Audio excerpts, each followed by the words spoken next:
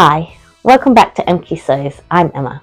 So I just finished recording my 4th episode in my fabric wheel of fate, and yes, I'm wearing the same top because I'm recording this straight after because I have already sewed up the last fabric on my fabric wheel of fate. So if you're interested in seeing what I made, I hope you stick around.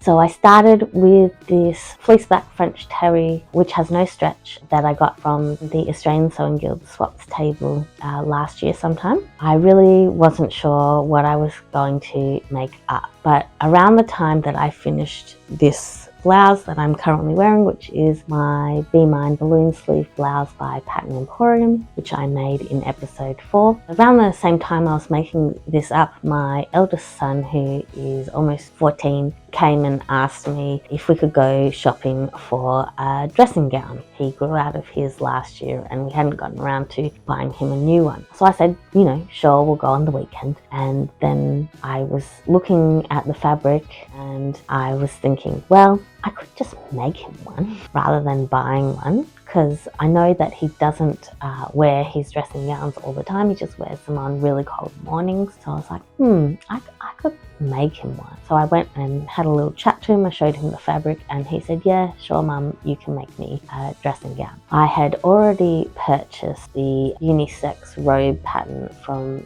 Petite Stitchery. I'll put a picture up of the pattern in case I'm getting the name wrong because I just decided to record this video straight after the other one and I hadn't actually got my notes in front of me or anything. But yeah, so I'd already purchased that pattern probably a couple of months ago now because I was considering making a dressing gown for myself. But when he asked for a new dressing gown and I had the perfect fabric that wasn't too girly, I decided that I would ask him what he wanted, and seeing as he wanted the dressing gown, fine, I'll make you one. So I sewed up the extra small for him.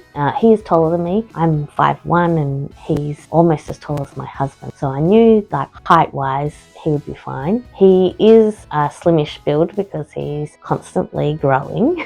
So I felt like the extra small size would give him room to grow into, so he wouldn't only be able to wear it for one season but also fit him well enough right now. Yeah, so I made it up. I didn't make any changes. I sewed it as the pattern asked for and he's really pleased with it. I'll make sure to put some pictures of him up. He asked for me not to put his face on screen, so I'll take his wishes into account. I can't believe that I've already finished my first Fabric Wheel of Fate series. I've really enjoyed making both the videos and the items from each of the fabrics that the wheel has chosen for me, and I definitely see myself doing this challenge again in the future. So I want to thank Carol from Sew Carol for creating this really fun challenge, and if you click on the Fabric Wheel of Fate hashtag, a whole bunch of other channels will come up who are also doing this challenge. So I'm not really going to know what to do with myself now that this challenge has finished. So as a little recap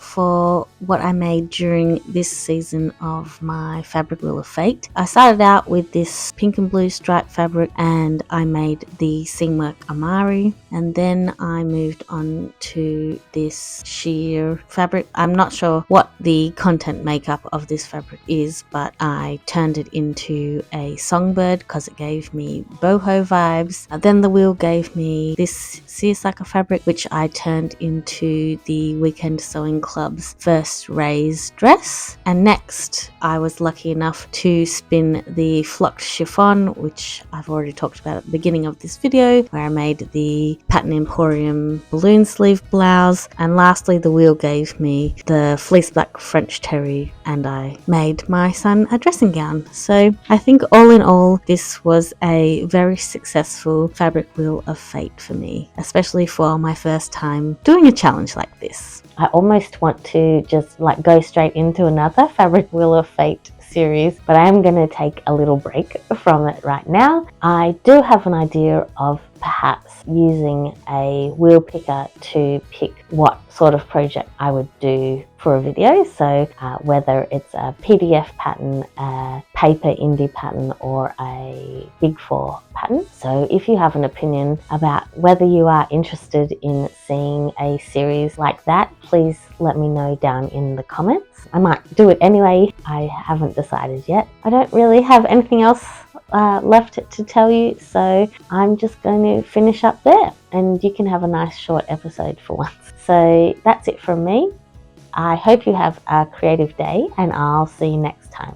Bye.